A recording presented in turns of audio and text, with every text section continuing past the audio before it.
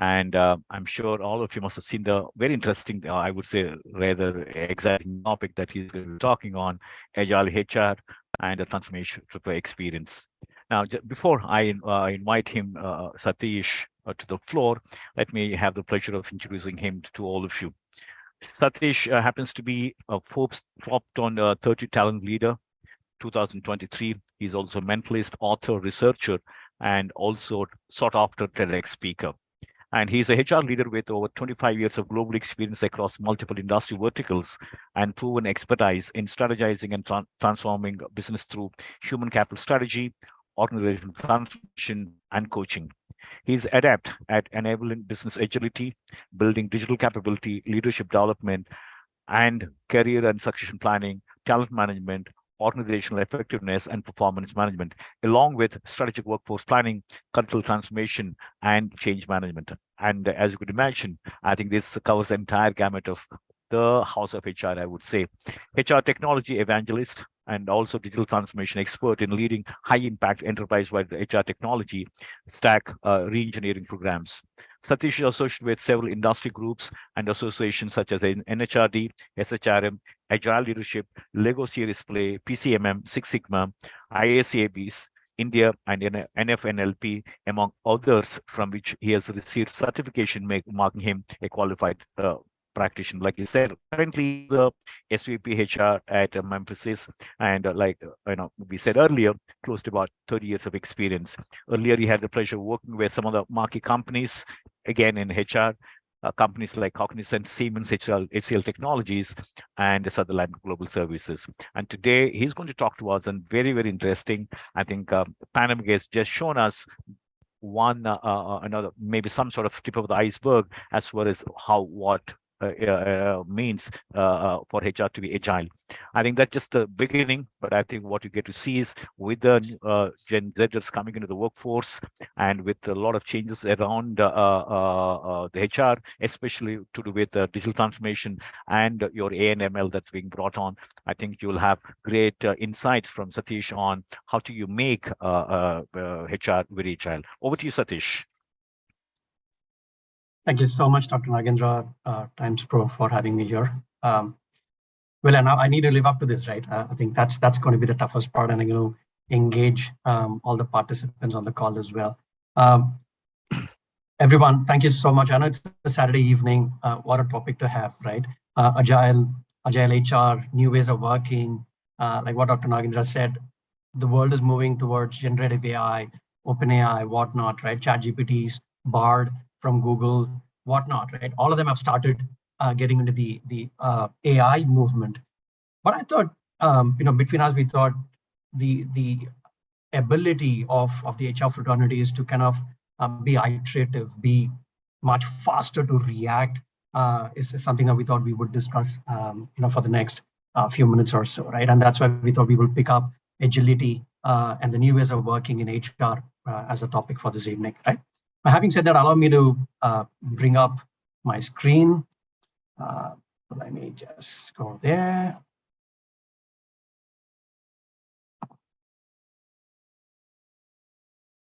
Just give me a second.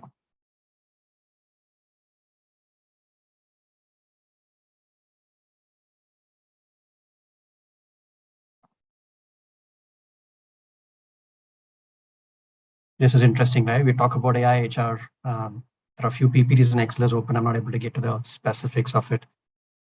Yes, there you go. Okay. Right. Okay.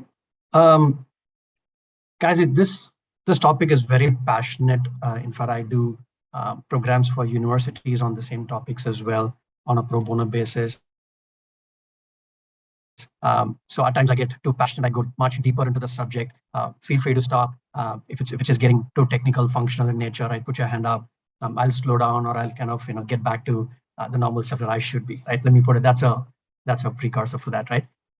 So what is Agile HR, right? What's the new ways of working we're talking about? It's all about how are we agile as talent leaders, in the VUCA world, that if you want to quote unquote, How are we getting ourselves aligned into business nuances, ever-changing business nuances, the ways of working and things like that? And how do we apply ourselves much better from a talent perspective? I think these are three, pillars, for want of better words, that I would want to deep dive into. But the question is, how many of us know what is agile, right? What is agility, and where did it originate from, right?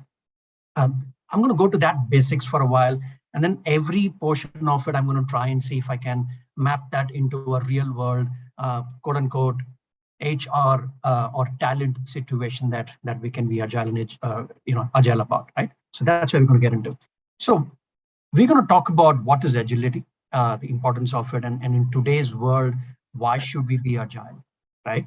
And for us to be agile from a talent standpoint, or from other ways as well as an organization, how does this going to help impact business, right? That's very, very critical, right?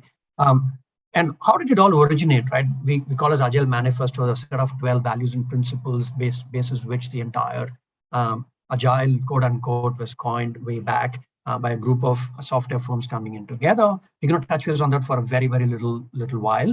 And then we're going to talk about roles and responsibilities and so on and so forth. Now, having learned or having understood the basics of agile and agility and so on, how do we align them? How do we evaluate them in our walk of life, whether we are in HR, whether we're in any other enabling function that we're part of in our organization? So that's something we're going to talk about. And then the crux of this entire session, the last 15, 20 minutes or so, we will talk about why do we need the shift from being a traditional HR organization to an agile HR organization or agile technical organization, right? Transformation organization. Now, for us to get there, how do we apply ourselves? Maybe one of the tools that I thought is very pertinent here is about design thinking, right? It's not about switch off and switch on from being a hub and spoke from an HR perspective into an agile HR and making it all customer centric and employee centric. But how do you apply? How do you get there? How do you test the proof of the pudding in a step-by-step basis? And that's design thinking, a very, very brief level, that I thought I will kind of take the entire forum through. Then comes the people strategy. Right? Every walk of life, right from your attract, your source, your offer, your onboard, you develop, perform, career, whatnot. You engage, create employee experience, and the exit. The entire life cycle of an employee or a talent in an organization. How do we apply agility, right? Whatever that we've kind of read in the nuances part of it and agile benefits part of it, how do you apply them is something that we're going to see. And then how do we measure ourselves as HR when you work as an agile team or as a scrum team or working together collaboratively, right? So that's something that we're gonna look at. If I were to just quickly move on. So why agility? Why is it important? If not today, all through it's been there. We're going to talk about, right? Quite often, HR is seen as a siloed organization, right? Enabling function. They create policies. They kind of create a hub and spoke, and then they push it down and say, look, this is how it's going to work, and things like that. We're too little, from a visibility standpoint in terms of what's happening at a macroeconomics, business nuances. Are we at the crossroads of growth, microeconomics, and business, and how they're thinking through to grow as an organization? So that's very, very critical as well. Project deliverables, quite often you see the talent is not ready to deliver. What is HR doing? Is the learning function kicking in? How do we enable capability in the organization, and so on and so forth? Quality of service, guys, it's very, very critical. That's the need of the hour in today's world. How quickly we deliver with the best of our talent that we have in the organization, right? That's another one. Customer service. End of the day, the leading indicator you're talking about is about how do we keep customers enthralled? How do we keep customers going? It could be a CSI parameter. It could be any other customer measure parameter that you may want to put in. That's a very critical component that we're even talking about. Engagement, in quote unquote, if I can replace this by experience, right? Engagement and customer experience, how do we kind of help that enhance, right? That's a very, very critical ask from business leaders today that we're talking about. Systemic processes, how many siloed technology processes that we have in our organization?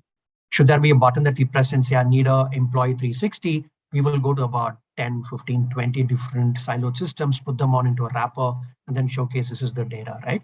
But how do we make it much faster, make it available much quicker to take decision? That's another one. Because we have spread too thin across multiple cross-functional teams and siloed organization and so on and so forth, the productivity is not as much. In Agile world, we call it a sprint and features and velocity, right? How do we kind of better that? So if you look at it, the larger purpose of moving or understanding Agile is to kind of see how do we mitigate all of what you just saw right now. But having said this, what's the industry view, right?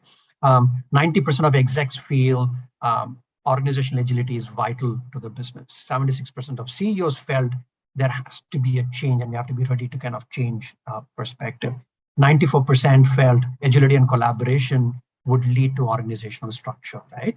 59% feel redesigning an organization to be much more agile and responsive and not being a traditional what now, what next, and so on and so forth. I think that gives the success. And I think these are studies that I've called out from the source that I put up as well, right? So this gets to show the importance and relevance of this entire subject that we're going to kind of interact, discuss, and feed forward and feedback as well, right? So how does this transform, right? Early 1950s, late 1960s, you saw organizations setting, look, my next 10-year goal to grow business is this, right? And then came and look, you will do this and we will do this and they will do that and so on. So there was siloed set of organization trying to kind of merge at the end of every year to see have we met our targets or not and so on and so forth. 90s came in the revolution era, industrial revolution came in. You saw the personnel departments coming in.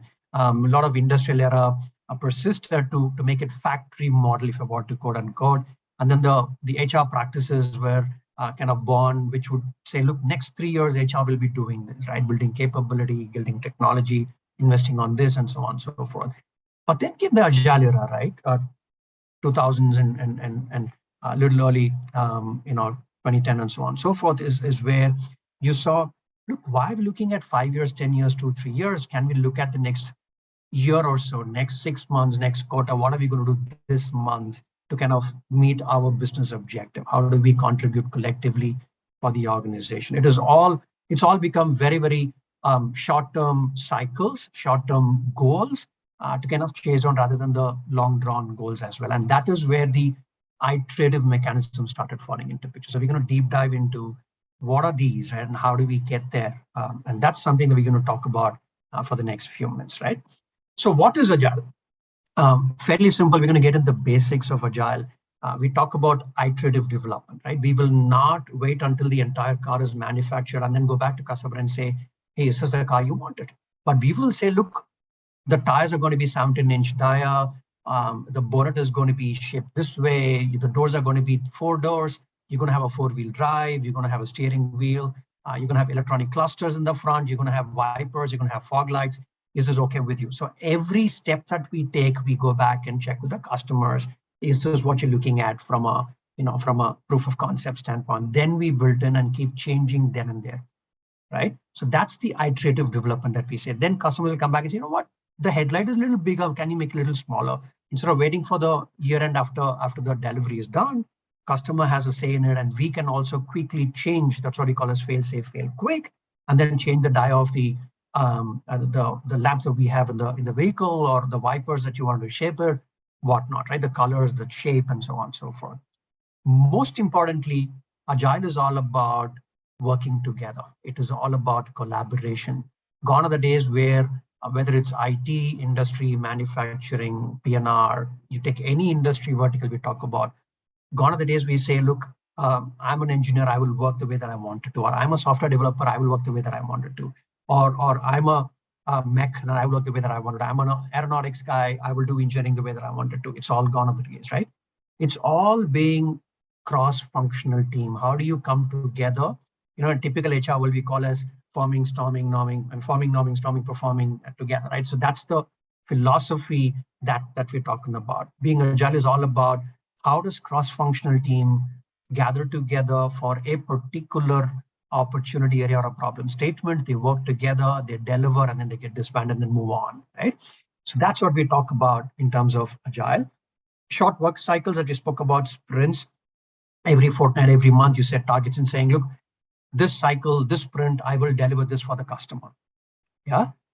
When you draw parallels, look, by next month or the next quarter, I will deliver this for our employees. We will deliver this learning program. We will deliver this capability. We will deliver the skill portfolio transformation, or we will deliver this specific HR process, right, or policy, and so on and so forth. And drawing parallels, right? So that's about sprints in Agile that we talk about. The very, to me, the most important part in Agile is about here and now feedback, right? Um, you have the stakeholders part of your team. Like I said, it's a cross-functional team. The stakeholder is also part of your team. And most often in the software industry, your customer is also part of your what we call as a agile team or the scrum team. We'll get to that in a while. They're part of it as well. And they say, look, I think you can do it this way and not this way. This is what we need from a business standpoint. So that gives us here and now feedback for us to tweak the way that we do much faster. And that's what we talk about rapid value deliverables for the customer, right? So that's in a nutshell what we call as agile. And for us to get there, the mindset or the mind shift has to be drastic. The behaviors has to change. No more hierarchy saying, look, I'm a senior guy, I will not do this, right? I'm not going to be part of a 8-member, 9-member team together and trying to deliver something. I'll say, this is my policy, you go deliver. Gone are the days we talk about that, right? It is all about behaviors changing, all of them coming together for a particular purpose. And I think that's the mindset that changes. The team is innovative. They are self-empowered, self-organized. They take decisions by themselves. I think that's the mindset. In other words, in software industry, we call it as engineering mindset. Yeah, we deliver, we value individuals' contribution and ideas and so on and so forth, right? And then that applies to the entire team of teams or scrum of scrums or across the programs, or across the delivery, right? And that's what we call as agile mindset. Now, how do we embrace agile change? Fairly simple, guys. We just have to be transparent. No more red tapeism, no more bureaucracies, right? All cross-functional teams will work together for a specific common goal for the organization. And in our world, we call it as keeping it very, very simple and straightforward and whatnot, right? Now, how do you do continuous improvement? I think that's a critical part. The way that you deliver today may not be the way that you're going to deliver tomorrow, right? So how do you be open to feedback? How do you kind of have conversations that are very open across the function, across delivery, across customers, and so on? But most importantly, as HR talent partners that you're talking about, how do we have engaging work culture which will drive this entire change and embrace agile as a behavior and as a principle, right? Mind you, agile is not a process. It's not a procedure that you call in an organization. It's all about values and principles that you bring in together to make things happen in an iterative mode. Yeah. So having said this, 3 critical factors that we want to kind of harp on. Sorry, the slide is very, very verbose, but then let me quickly move on to customer engagement focused. I think that's very, very critical. Your goal of the customer is on the priority out there. And how do you get customer feedback and customer being part of the collaborative team we even talk about? That's one. Second, your employee experience and engagement focus is on the high, because you need to empower teams that are empowered as much, self-organized as much, iterative, and take decisions as much as well, right? And that's what we talk about from self-organizing teams in an agile ways of working, right? All of these, end of the day, how is this going to help us, right? It's all going to talk about I would say the lagging indicators. The leading indicators are the customer. In our case, it's our employees, employee experience, their growth, their performance, they're working together and building high-performing teams. The lagging indicators are the top line for the organization. How do we impact top line for the organization? So that's the benefit of being agile and working as an agile structure or an organization that you're talking about. Yeah. So quick snapshot of what we just spoke about: deliver value, delight to customers, minimize risk, because every time you learn, you fail, you quickly know that, look, this is not how we do things, and you quickly learn from it and then move on, right? This entire end-to-end 9-yard visibility is given to customers. In our case, we give this visibility to employees saying, you deliver this, it's going to impact our customers significantly. It will accelerate deliverables, whether it's for employees or for customers, and it will maximize ROI. to a large extent, guys. So think about the benefits. The more we collaborate, the better it is from a return on investment perspective, right? Whereby impacting customer experience to a large extent. Yeah. So these are two sides to the coin that we will be talking about for the next few minutes. Again, all the busy slides, I'm going to just move on in its session, but then I'm just going to move on to the critical ones. So what is Agile Manifesto? Most of folks who hail from IT industry, born, brought up, grown, they know about it. It is all about the four pillars that we talk about, right? It's all about individuals, their interactions, how do they communicate, collaborate, and work together. It is that over a defined set of process and tools. It's the journey that we talk about, not just a process policy. It's about delivering working software every now and then. It's not about documenting the entire end-to-end piece for about 6 months, then start working on a product, right? How do we collaborate much better? That's what we spoke about, customer being part of the journey as well. How do we do customer collaboration? And it's not just about your SOW or what you sign up with the customer saying, I'll deliver 1, 2, 3, 4, 5. It's all about having customer with you and trying to deliver together. How do you respond to change? Dr. Nagendra spoke about AI coming in. The way that we used to deliver 2 years back and way we are delivering right now with generative AI is coming in and rapidly changing the way that we are working on. How do you respond to those changes? And those are areas where agile methodologies or principles or values would help us navigate through the shift. Yeah, so that's where it is. So these are all the roles. How do we kind of get into customer collaboration, individual collaboration? How do you respond to change that I just spoke about with some examples? Having said this, very, very critical to this entire journey. It's all about the team structure in itself, right? What we call a Scrum team, right? Scrum is part of the Agile umbrella. There are multiple ways of looking at it. You would have heard, if you're from manufacturing, heard about Kanban, Lean, dashboards and things like that. But if you look at a Scrum team, what is a Scrum team? You form a team with cross-functional folks coming in for a particular purpose, and they kind of work together and develop something and they move on, right? Solution something, execute and move on. While having said that, what's in the ecosystem? You have a product owner. The product owner's role is to kind of understand what customer needs and how do you transform that into a deliverable or a sprint. That's the product owner. A Scrum Master is more like a guy who kind of help enable the Scrum teams to perform better. It could be building chapters, building capability, learning in any form of the shape, helping, enabling the team to perform better. That's a Scrum Master's role in terms of translating what is needed to what has to be delivered. So that's something that they do.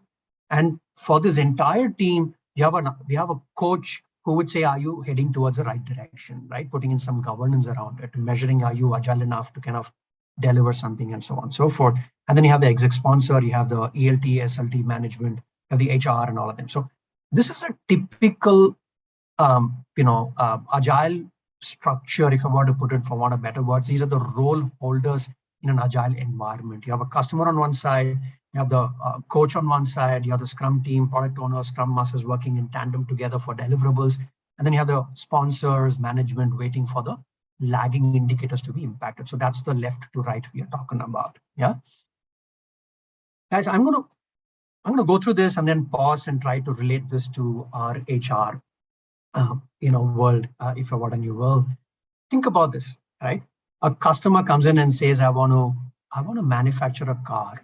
Would you be able to do it, right? How do you do it? The product owner jumps in and says, look, can you give me the spec of the car? Like I said, how do you want the bonnet to be? It has to be bent, it has to be straight, it has to be raised. You want the wheels to be 18 inch, 17 inches, or a MUV, SUV, sedan, whatever, whatnot, right? The product owners understand all of these and work with the agile team. So the Scrum Master help facilitate, coach the entire team to deliver. But again, when you look at this, the delivery doesn't happen where the entire car is manufactured and given out to the customer. Yeah, what you see there are the short burst deliverables, or what we call as sprints in different mode, right? Every periodic time that you put in together and come out to customers saying, hey, sprint one, you know what, I will give you the entire sketch or a 3D view of this car and how it shapes and looks like. The customer will come back and say, look, I want this to be tweaked. Go ahead and tweak it and then start working on it. Sprint 2 is something that I'm going to give you the first prototype. I'll manufacture the wheels, put the body around it, assemble and show it to you. Let me know if that's what you're looking at. Sprint 3 is I'm going to put in the engine and whatnot, right? And say, look, this is how the closer finish that it's going to look. Now tell me what has to be changed and not changed. So every level of deliverable, customer is involved, and you make iterative changes out there, right? And these are measured in what we call as features, and everything has a user story. These are little technical jargons. You get down to the specifics of every deliverable in every sprint, right? But the essence is, how do you break the larger deliverable into smaller chunks and then deliver? If should that be change, make the change happen, take feedback. If something is failed, correct those failures and move forward. And that's what we call as iterative process. So this is Agile framework in a nutshell, right? Now apply this into our people practice. If we were to accentuate H in HR, which is human in the human resource, right? Quite often we see human resources as another quote unquote term, but how do we accentuate the human element in the HR part of it? This is very, very critical. What is that H in HR? How do you attract talent? How do you develop? How do you deploy? How do you build high performing teams? How do you create employee experience and whatnot, right? How do you showcase the career and growth trajectory for them? All these are done in same iterative mode. If you want to do it, I guess, mind you guys, this is going to be a great shift that we would see from an employee experience perspective, right? I know most of the organizations does NPS or ENPS, Net Promoter Scores, bring them in, put them as, look, in the Net Promoter Score, this is what I got as feedback. Let's take sprint 1 in mitigating this. Let's say the onboarding score maybe. Now in the sprint 2, skill and capability building, or in sprint 3, let me look at building high performance team or creating employee experience perspective. Can we take that and run it through every year, right? So that's where we're trying to relate to it. And going forward, we will see how we're going to do this in different aspects of human employee life cycle processing, let me put it that way, right? So guys, that's the nutshell of Agile framework and how do we deliver. The roles we just spoke about, you have the Scrum team, master, product owner who translate everything, you have the development team. And mind you, this development team in an HR fraternity will be a recruiter, an L&D specialist, a workforce management team member, an onboarding specialist, an HR partner, all of them coming together and delivering employee experience for our employees. So that's the Scrum team that we're even talking about, right? From a team perspective, yeah? So end of the day, what are we trying to do? Individuals coming in together, yeah. They work on a iterative model in an agile ways, agile behavioral way that we wanted to. They experiment, they fail quick, they learn much faster. There is cross-functional collaboration that happens for any deliverables, across the organization. You apply the 12 principles of agile, tenets of agile that we just spoke about, right? And then your teams are rewarded not on individual basis. I guess that's the shift we're looking at. No more individual glorification, right? Yes, it will happen if you kind of help yourself in moving up your capability, getting yourself certified, so on and so forth. But teams are recognized, right? Performances together. So you have a social performance quotient. You have teams that are getting recognized, so on and so forth. And then how do you put a governance around it? Help synthesize, analyze, and then go back to the same cycle of being agile as an organization, guys. So that's the basics, and I think that's where we're heading towards from an agile framework standpoint. Now, how do you align this?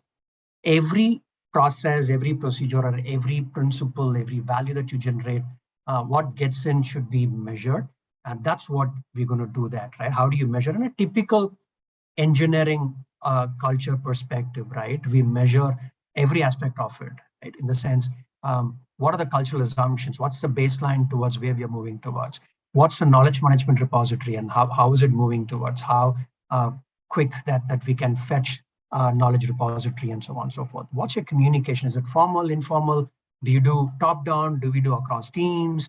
Those are important. What's the customer's role in this entire engineering team, right? When you form it, right? Customer comes in every now and then, or customer comes in only at the end, right? Which is very, very critical. What's the sprint? What's the cycle that you deliver? That's also very critical. In the agile world, it's all about iterative, and it's all about sprint methodology, and so on and so forth.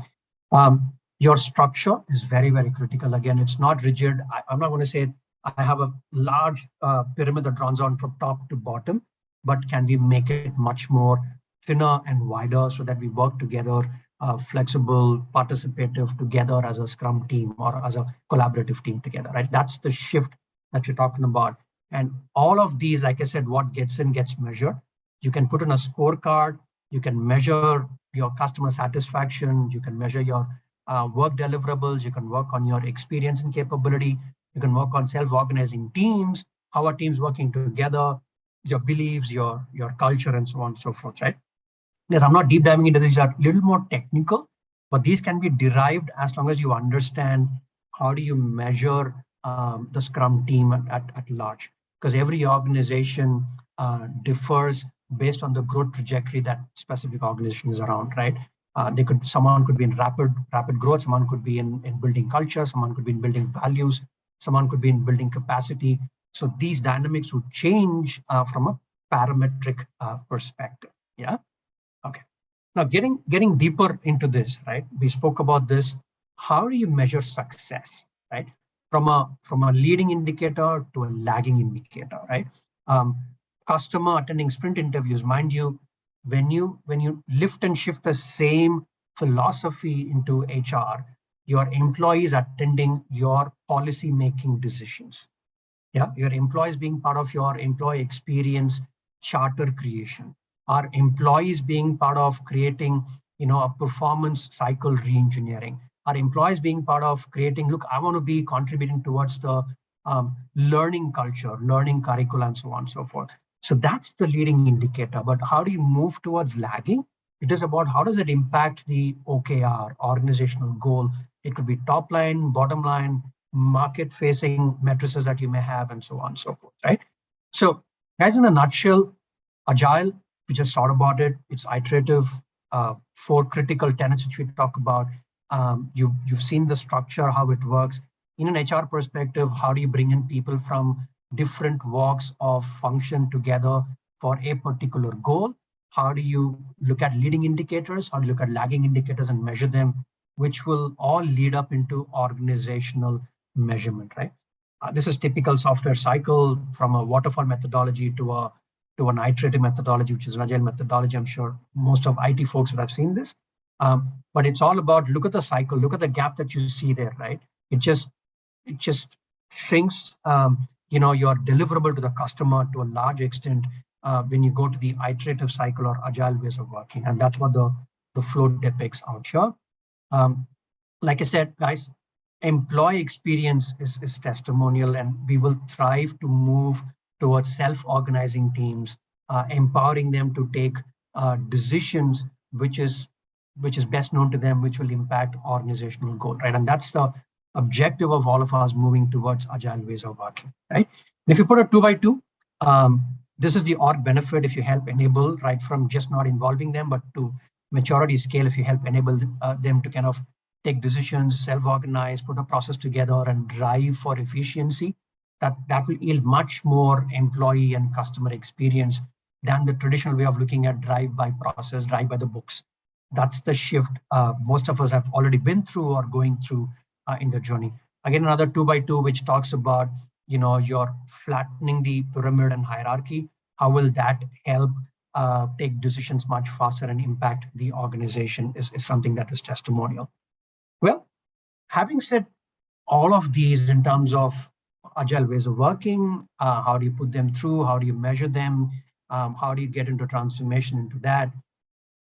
How do you move from being a traditional HR into a, or rather, I would say a conventional HR that we've seen in years into digital HR or agile HR in the current context we're looking at? I think that's where the transformation is happened in most cases, and still taking off in a large perspective as well, right?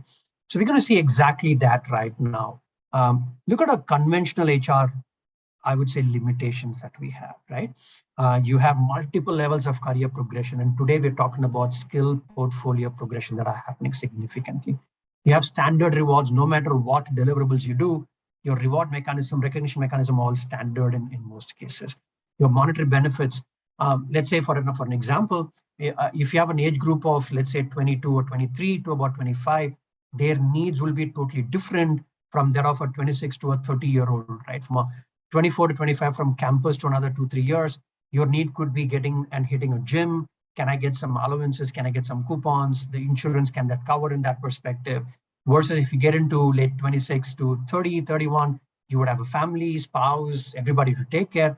My need would be different, right? How do we cover those needs? So the way we incentivize, the way we define the total rewards, the philosophy of compensation, everything would change based on the age group you're targeting as well. So no more standardization that would be applicable the way that it used to be. The way that we measure learning, for example, everything is LMS. Big time LMS came in the last 5, 10 years, or a decade or more, right? We all spoke about consumption, how many hours of learning each individual had been through. But today, basis that, what's been the impact, what's been the ROI based on this capability this individual has built in? Can I get $1 more, earned more from a customer perspective, from a billing standpoint? I think that's the transformation that we are looking at, right? Most importantly, data, people, analytics.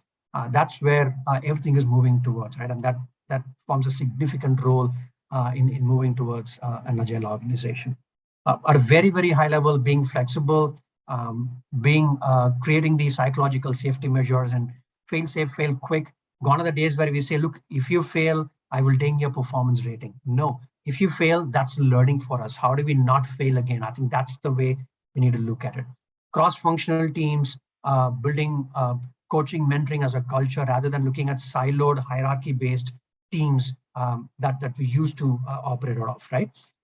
Measuring competence at a team level, and not just at an individual, but also at a team level to a large extent. How do we do T-shaping? Mind you guys, in HR today, we call HR as full stack HR. It's not because you know all the functions of HR, but what we talk about is, look, do I know macroeconomics? Do I know where the globe is moving towards? Do I know where my business is moving towards? And how do I contribute towards the transformation that my business is going towards? I think that's what we call as T-shaping HR, and being there and understanding what business needs at that point in time, right? Very, very human-centric approach and not just process-centric. I think that's another major shift. And that's what I spoke about, being right at the T, being at the crossroads, and accentuating H in HR, right? So that's the transformation. How do you get there? Like I said, there are multiple tools. You do Kanban, Lean, Black Belt, Six Sigmas, you put in all of those.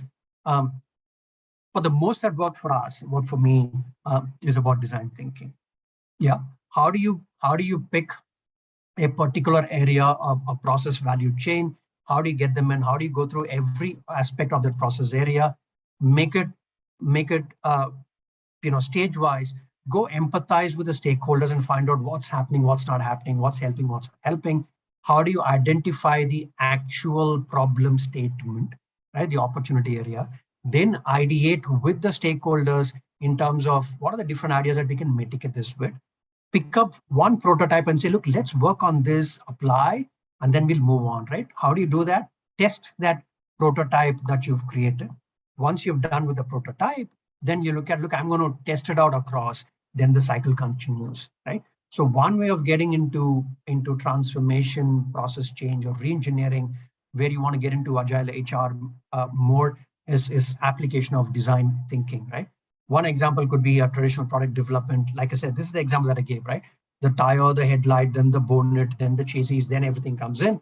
Rather, can we make it user-centric? If someone says, I need a cycle, can I build a prototype and say, this is what it is? I'll make it 3x, 4x of the size, and then start delivering it the way that it should be, right? That's where design thinking comes into place.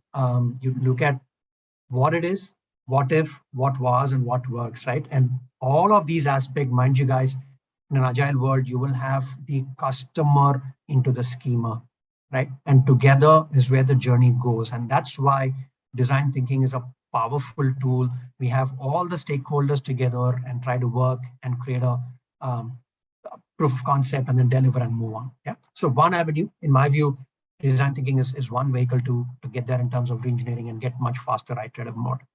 This is what we saw in terms of understanding the problem to prototyping a solution and then moving on. How do you apply? As this is critical, I'll take another 5-10 minutes on this. Every aspect of HR lifecycle or human lifecycle processes, how do you apply agility? Yeah. Again, like I said, agile shouldn't be applied in siloed. It has to be in sync with your business strategy. What is your business currently thriving for? Is it building capacity? Is it building capabilities? Building growth, culture, all together, one or two together? What are we thriving for? There has to be a definitive purpose when you transform, and that's where you need to apply, bring in teams, form teams. I mean, norm, form, perform, and then move on. Right? That's what we spoke about. Take the first step, right? If you're looking at it from a practice perspective, how do you put that into picture? I think the cycle, the retrospective, and the sprint is what you saw much earlier. Like I said, the growth is the driver, your business growth. In our case, it could be people growth and building capability could be one. How do you form teams, not hierarchical, but cross-functional? How do you form competencies together, building in multiple culture, geographies together to kind of get a solution for something? How do you coach? That's an agile coach responsibility. How do you coach and run a governance mechanism around it based on the manifesto, agile principles manifesto perspective? Most importantly, systems thinking. How do you build that perspective using value stream mapping, employee journey, putting them on a design thinking, process flow, finding it out, then strategize, plan, execute, prototype, test it out, and institutionalize. I think that's the cycle we are talking about. One example, if I may quickly run through, is a talent attract and acquisition perspective. Right? How do you move on from a siloed sourcing channel, siloed recruiter channel, or a siloed onboarding channel to bringing in a Scrum team? For example, what worked wonders for us is we brought in folks from the hiring managers team. We brought in folks from the practice team from a technology perspective.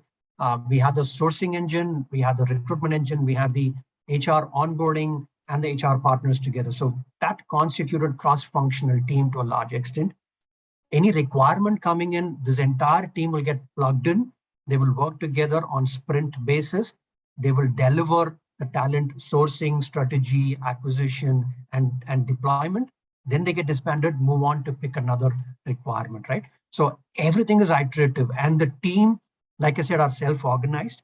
They will decide in terms of what has to be our branding philosophy, what has to be our internal or outbound external hiring strategy, what has to be our engagement philosophy, post-offer, pre-offer perspective, right? What has to be the growth strategy for us to get the teams together, and so on and so forth. So guys, if you look at it, most of these are relative to a typical agile process in a software development as well, right? And that's something that we kind of put together to best use as an HR team together as well, right? Which worked wonder for us from a talent attract and acquisition perspective. Yeah. Look at it from a performance management standpoint, right? Gone are the days where we wait for one entire year, where we say, look, let's run our performance philosophy. End of the year, we gauge our employees' performance. It's all gone. It's all yesteryears, right? It is about how frequently we capture feedback and feed forward, not just, mind you, one way from a manager downward, but it also has to be the other way around. Are we enable our teams to perform better? Are we enabling them with adequate environment, learning, knowledge management, and so on and so forth? I think those are the frequent check-ins that we talk about. And are all of these aligned to OKR of the organization as well, right? And like I said, retrospectives, how frequently we kind of connect on a weekly, daily, sprint basis to find out what's working, what's not working, and how do you fine tune quickly for the end objective, right? So, like I said, from a performance standpoint, mind you, the long-standing 1 year, 6 months performance measures are all gone out. H1 performance, 1 year performance appraisal cycles have all been predated. It's all here and now. Every project that you complete, can you put in a measure to it and say, look, Satish has performed on this criteria. Satish's team has performed on this criteria. They've done very well, and that has it been captured. And when they move to the next project, they know this is the strength and opportunity areas for this team, right? So that's the best part to being agile and being transformative and being iterative across the lifecycle processes.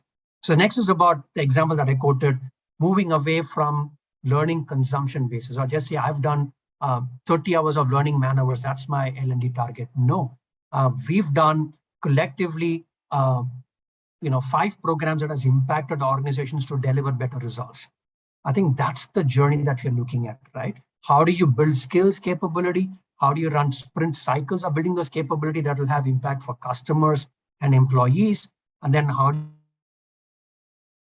you kind of create that entire cycle back again to impact organizations? So these are areas where you can apply the iterative mode of working in Agile, which is again what we saw.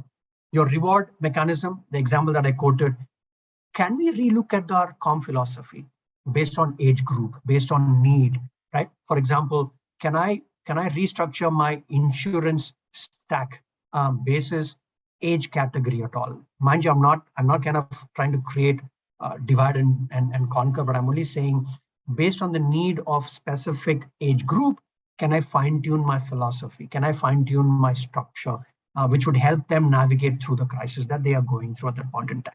Yeah, your insurance component could change if I were to be a new age campus guy versus a mid 30s or a mid 40s or a mid 50s, right? The need changes, and based on that, can I tweak my philosophy that would impact my take home, my insurance coverage, my total rewards perspective? That's shown 8 times much more impact than the traditional one size fits all comp structure or philosophy that we're even talking about, right? So that's something that we're talking about. Coaching as a culture is not prominent all across, right? We have performance coaches, we have agile coaches, whatnot, right? The names are multifolds. You have design thinkers coming in. All of these are helping move the traditional way of looking at performance management and delivering for org need into impacting the lagging indicators of high revenues, highly engaged and experienced employees that we're talking about, whereby we do a lot of coaching at a cultural level, performance level. That's something that we are evolving to a significant pace at which we're talking about right now. Yeah. So net, all of what we do depends on how do we align our people agenda towards the organizational agenda, and how does this impact in a rapid change mode perspective? How do we measure them by data maybe on a weekly, monthly, quarterly basis, depending on what you want to put together? How do you measure that? If the measure is not moving tangentially, should I go back and quickly change it so that it has an impact for a change to happen, again, towards the organizational goal, right?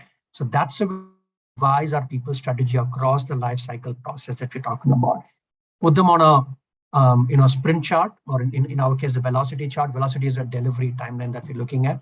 What you see here is a typical hiring velocity that you're talking about. How many days it takes to fulfill a architect position or a sales position or a product manager position, and so on and so forth. Can this change basis the way that we work together collaboratively? Is something that we need to go back and measure the way that we saw initially, much earlier. Now, having said this, all of these needs might shift, right? Are we ready for that? Are we open to learn how to be agile? That would mean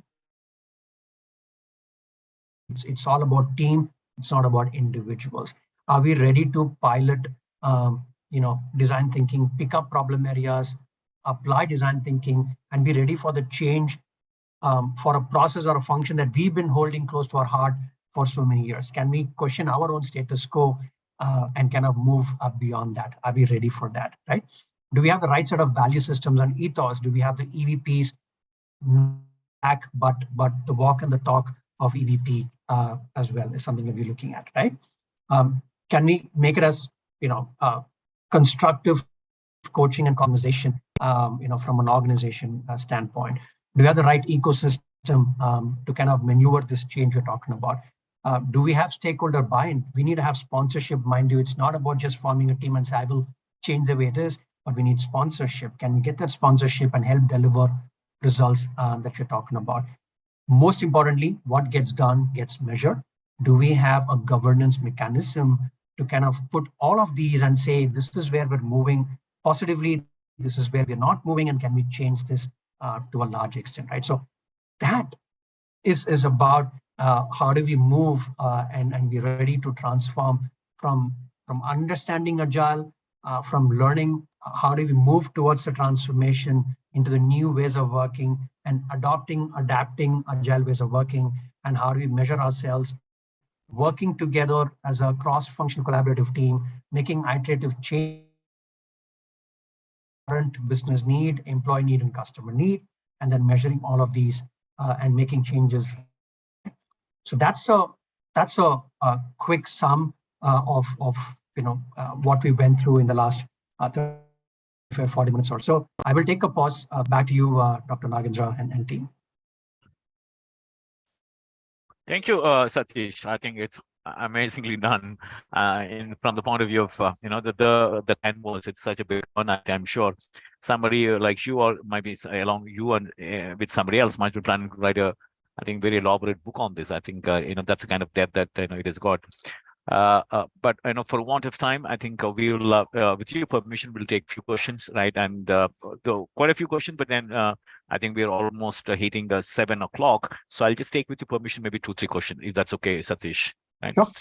Yeah. So this is a question from Ajita, and her question is: can it be explained with one example in HR process in forming an agile team? Sorry, Dr. Nagendra, I think there's a bandwidth issue. Could you repeat the question again? Yeah, can it be explained with one example in HR process in forming an agile team? Informing an agile team. Okay, got it. The example that I gave from a talent attract perspective, right? What goals are we trying to do? Like, let's say, for example, by this month, I'm expected to deliver 10 fulfillment across roles, right?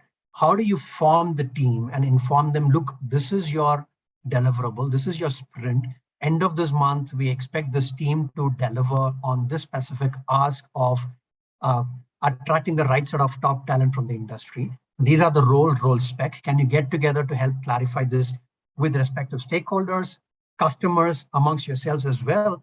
Then decide, look, for us to fulfill these 10 positions, what sort of branding do I do? Do I take the social route of LinkedIn, job databases, or whatnot? Or do I get internally and look at my internal communities of practices and go back and say, do I do a referral channel or not? Or do I look at, do I go to my supplier ecosystem and say, hey, these 5 I want you to look out for, and these 5 that I will look out for, and then start working on it. Most importantly, of this 10, from a made to stock perspective, how many of them are ready within my organization from an internal talent supply perspective, right? So this team is empowered to take all of these decisions and move on. I guess from a product owner standpoint, from a informing standpoint, I think that's the job of the product owner, or in our case here, maybe the delivery head or the HR to say, guys, this is what the expectation is. You've been empowered. Go ahead with your decisions, make process changes if need be on the fly.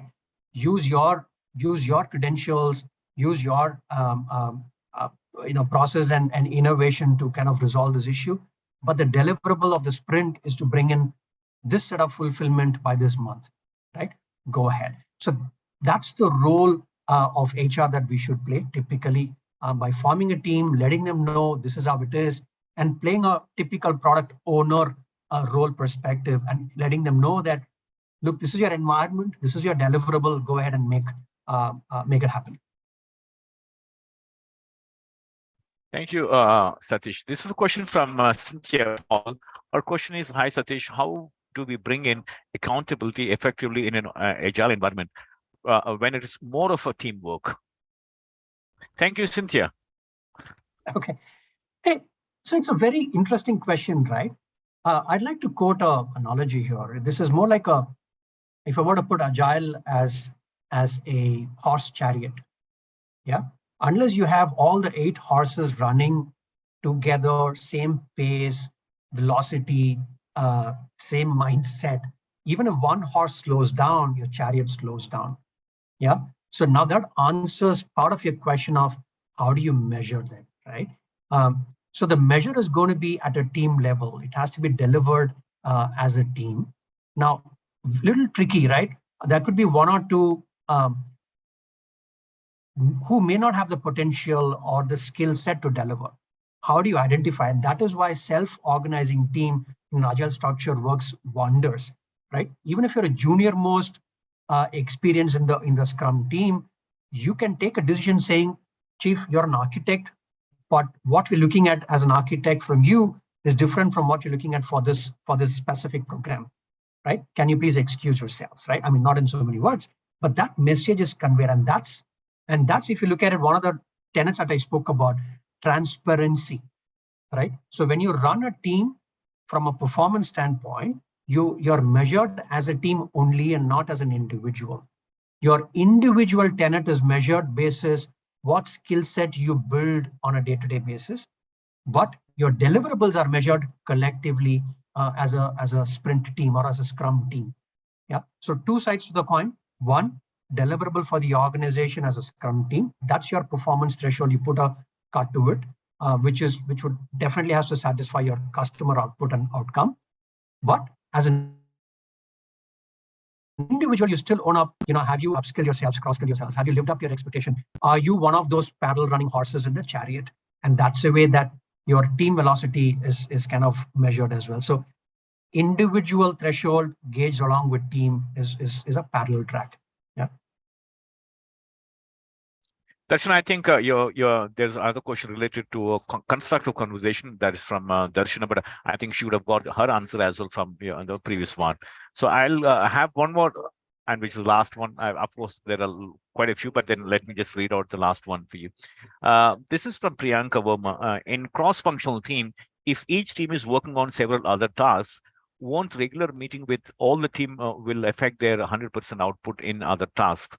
Can't we do meetings with team members of the common functionality, excluding other functional teams? Thank you, Priyanka. Priyanka, fantastic question. Let's take our own example, right? If you run or if you're responsible for learning and development, let's say if Dr. Nagendra is responsible for the hiring function. Let's say if I'm responsible for the HR partnership and experience function, right? Think about it. When you're getting a new project into the organization, right? You will run a silo by saying, I will start building skills and capability. Nagendra will run his own silo of how do I make sure I have a good retention mechanism and ring fencing for top talent. I will do my own piece on how do we create better employee experience.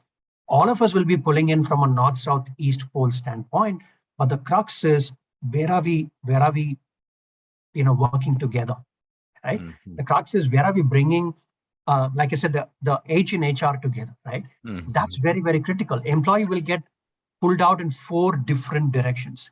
Take the same example of the horse. One horse would say, my responsibility is capability. I will go to the left. The other horse will say, my responsibility is make sure that I will create a better experience for them. So I will do engagement experience. It'll go straight. One horse will say, look, I need a ring fence, so I need to slow down the entire chariot, right? So your end objective will not be met and the entire chariot destination will not cross. Forget about the destination, even the journey will not progress. So that's very, very critical. Unless you're from different functional team, together you work. Dr. Nagendra will say, hey, I would like to engage these guys by, Priyanka, you bringing in the capability building. And I will tell my employees that, look, the longer you stay, you will stay relevant because Priyanka will keep training you and upskilling you for the current skill. The longer you stay, Satish will keep engaging you with different employee experience philosophies and total rewards and whatnot. The longer you say, Dr. Nagendra will come back and say, I will do your performance threshold and skill clustering nomenclature, right? So if you work collectively as a team, the results are much higher than you work in silos. And that's exactly why Agile comes into picture and light. Thank you so much, Satish. I think it's been an absolute pleasure having you.